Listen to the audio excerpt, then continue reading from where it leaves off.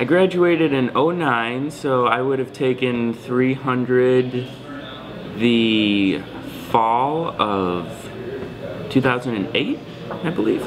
Did you know you wanted to do public affairs reporting before you took the class, or did that help? No, I didn't see myself doing public affairs reporting. In fact, I didn't see myself doing public affairs reporting until after I graduated. I was very much interested in environmental reporting at the time. Got involved with the Knight Center at MSU, you know, and really focused on environmental stories. And you know, things just sort of snowballed when I was freelancing, and here I am now. Now you're writing for City Pulse, but you're also writing in the environmental area now. Is that right? Occasionally, we'll cover an environmental story. I think one of the last major ones was tracking a big coal ash deposit site on the north side of Lansing that the Board of Water and Light oversees, sort of in the process of moving that old coal ash that was dumped there in the 60s and 70s into a new containment site. And the last story we had done was probably in October of 2010. About how that old containment site, some of that legacy coal ash was being washed out into the Grand River during some heavy storms. So now you're working for Lansing City Pulse. Tell us your trajectory of what happened after graduation. How'd you find your first job? Sure. Right after graduation, I had some communications type jobs with the university. And then I got involved with Capital Gains, which is an online sort of positive business news type stories, and did that. Right about that time, I had pitched a couple story ideas to City Pulse as a freelancer. I think they were largely centered on medical marijuana, because at the time I saw that as a really good avenue to get in with the City Pulse. You know, certainly the journal wasn't covering it. So that's kind of how it started. That would have been about 6 months after I graduated. So I freelanced, you know, another 6 months with the Pulse. And then the former news editor had planned to leave town, but as it turned out, he ended up leaving a couple months early. So there was an opening, and I applied, and here I am now. And that would have been the summer of 2010. You left briefly for a while to do something else and then came back to the Pulse, is that right? Yeah, I actually never technically left. I was news editor for a good solid year, and then I kind of moved to a staff writer position, which was more of a part-time position. I wasn't really in the office much, but yeah, getting back in there full-time, and we've hired another reporter to cover news, so yeah, things are good. Things are good. Now you find yourself covering City Council again, right? Is that right? I do. Yeah, I never stopped covering City Council. Oh, you didn't? Okay. Right. And so now, tell me, that's sort of part of that harkens back to the Journalism 300 days, doesn't it, where you had to go out and cover? It does. I remember for 300, I was assigned a beat covering Delta Township. And so the way it was structured, there was basically 10 topics, or 10 sort of stories we were required to write throughout the semester, but based in one area. So I know some people were assigned City of Lansing, some were assigned East Lansing. I had Delta Township out on the west side, and yeah, I remember sitting through some Board of Trustees meetings out there and introducing myself as a student reporter. So, what are the virtues of public affairs reporting? What did you learn along the way that made that something you want to do with your life?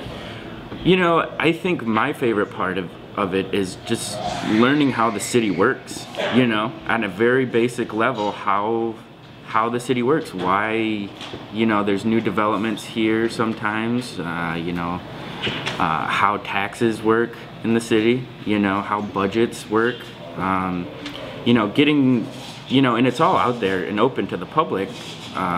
You know, I just never was aware of it, so I never really had an interest in it. And so, you know, in 2010, after, you know, sitting couple months worth of city council meetings. I thought, wow, this is really cool, you know. And not only that, but there's a lot of people who are really genuinely interested in public affairs, in what's going on at city council and local politics and that. So, and I find they're very engaged and fun to talk to. Now, people can watch on public access and see those meetings themselves, but you add something else to that firsthand experience. So what is it that the reporter brings to that experience? Well, so before I started, the former reporter started a weekly column called Kids in the Hall, which used to be in the print edition, but went to an online-only format. And so it kind of adds, you can write about the personalities that are going on. Things, you know, the camera can only be on one council member, one person speaking at a time, so there's a lot going on behind the scenes and other things like that. And there certainly are colorful personalities, not just on the council, but people who come down to council and make their case. Kathy Dunbar shares my bad habit of rolling her eyes when she hears something stupid. You can tell the audience that. Oh, Kathy's a fun one. Kathy's a fun one. I think one of my favorites was during the millage proposal last year. I think about the time the council was trying to pass it, she had some sort of accident and hurt her arm or leg or something like that, and kind of quipped during the meeting that she was on some painkillers or something like that and wasn't really focused. And so, you know, it's things like that. There was a shouting match one afternoon meeting between one of the council regulars and Aylin Robinson, his 3rd Ward council member's husband, who was in the back. One of the regulars would make it a point to come down and just sort of badger Aylin and Derek Quinney on the council. And you know, one day Aylin's husband happened to be there and was like, come on, let's go out and talk this over like men. And there was some vulgarity shouted, which of course we reported on in Kids in the Hall. So I certainly enjoy writing for an alt weekly. You know, what role do they fill now? It seems to me that as traditional journalism is declining in its civic coverage, there's an increasingly bigger role for the weekly, the alt weekly, to fill. Yeah, I mean, it's exactly, and it seems like it's no longer just an alternative to what Gannett's doing, but just like it always has been, going more in depth. And so there's certainly that role. Now, of the classes that you took at Michigan State and the skills that you learned, what have you been? What do you directly apply in the job now? What if you were giving advice to the 300 students now? What would you say to focus on? Write as much as you can. Do as much as you can.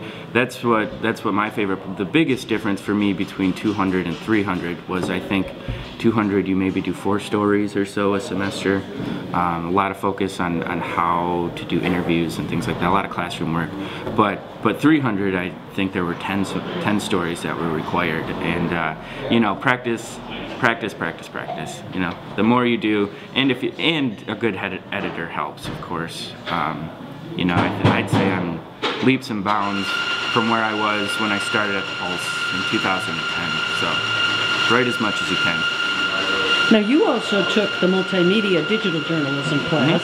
Pulse doesn't seem to do as much video as they might. I know that you've sometimes wanted to do more. Do you think that the future is being able to tell different pieces of the story in video and shorts and text?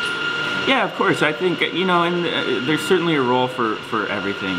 I don't necessarily believe that, you know, in 15, 20 years it's going to be all online, all video, all, you know, sort of podcast type stuff. I think there's always going to be a demand out there by readers to, you know, maybe have something in their hand to hold, but at least to have some longer form, in-depth stories. I think there's always going to be a demand for that. And that's the kind of long-form journalism that an alt weekly can do that a news organization like Gannett doesn't do much of anymore. When you look at your role, there's MLive now is covering the city of Lansing.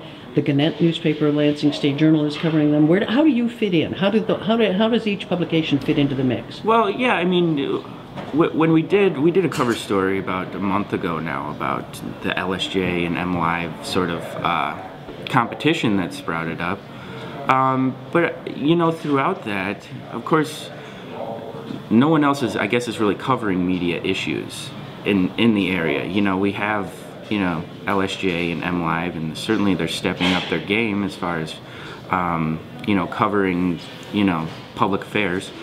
But nobody's really reporting on sort of what's going on with the media. And so that's certainly a role that we're happy to fill, and that was a fun story for me to do. But I sort of see us as sort of an anomaly to MLive and the LSJ as far as well, we have a print newspaper every week, and it's just a different model, you know, advertising based largely, but you know, I would sort of consider ourselves outsiders from that. It is a different kind of journalism. It is really a point of view journalism. You put the community first. You have your own point of view about the direction you think the community should be going in. Do you feel that that compromises the traditional journalistic ethics? How does it fit in with that big picture? I've never felt compromised. You know, at the end of the day, there's still a job to do. You have to report on what's going on, and you know, sometimes the more you can do that, or maybe the more in depth you can go in a story, you don't necessarily have to take a side on an issue, but rather the sides become apparent, I guess, and it makes it easier for the reader to understand the issue more in full. You know, and you don't really see, it's not very often you see opinion pieces in City Pulse as far as news goes. It's rare that we'll run editorials about certain issues. You know, when it comes to stories, I don't feel that I've ever taken a side one way or the other. You know, you do some exposés though, which might be or investigative pieces that we see some of the traditional media not doing as much of anymore. So you have the time to dig into something more than they might. Sure. Well, I don't know why they wouldn't. Do you see them doing it? Not very often. Not as much. Yeah. That's another concern. Where do you get your leads? And if you were a student back at MSU and you're trying to cover a new beat, how do you develop leads? Where do you get your story ideas from? A lot of them come from city council meetings, and there's a fair amount of people coming to us. You know, I'm working on a story for next week about a guy called us in South Lansing with a story idea. He saw some police officers shoot a pit bull or something like that. So a lot of it comes from the community. You know, City Pulse has been around over 10 years now, and so I certainly think that members in the community, if they feel they have an issue, certain issue that maybe another outlet won't cover in town, that they can come to us. So, if you were dropped into a new community now and had to try to build up relationships, where would you go to meet people and talk to people? City Hall. City Hall is a good start. Not just elected officials, but you know, appointed officials too, who, you know, maybe are overseeing, let's say, the park system or public service department, things like that. You know, just meet them casually and go out to lunch with them or something like that. And that's what I did when I started at the Pulse. I made it a point to have lunch with all 8 of the council members. You know, I find that being personable goes a long way when it comes to getting story ideas. I know I had a conversation with my editor very early on that, you know, that's all well and good, but don't sort of get too comfortable. I mean, you have to report on these people, you know, I think just being personal goes a long way with sources. There is a very interesting sort of dichotomy within journalism circles about how aggressive to be. Mm-hmm. You know, whether you should be the sort of antagonistic watchdog constantly nipping at everybody's heels, or whether you actually get more stories from people if they know that you're a fairly friendly person who's going to be willing to listen. Yeah, it's a delicate balance, for sure. Yeah. Yeah. So do you do many stories? You're doing a story on the police. How do you tackle going in and trying to find out what's going on inside a police department? How do you tackle that? Well, I guess a lot of it, I find myself going through the city budget a lot to figure out first of all how much money is being spent, what's it being spent on, and just overall having the basic knowledge of how a police department works is what you need to know. Then you know the people who you can then go interview and things like that. So. Did you get city government and county government and state government in high school in any government classes? Yeah, I think maybe half of my senior year was based on government, but it was definitely a learning curve. I would say that much, yeah. Where do you go when you want to understand the structure? Head to the budget? Yeah, I'd say so. That's your roadmap? Yeah. Any other advice you'd give to 300 students? Advice I would give, just practice, practice, practice. Then they can get to Carnegie Hall. That's right. Or to City Pulse. That's right. Thank you. You got it. Thanks.